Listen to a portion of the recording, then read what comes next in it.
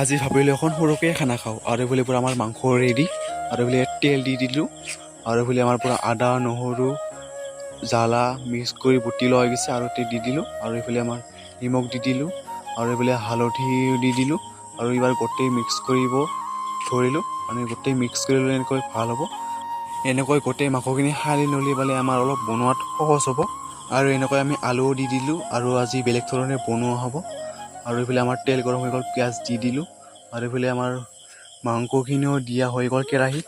এতিয়া বনাব লাগে পূৰা।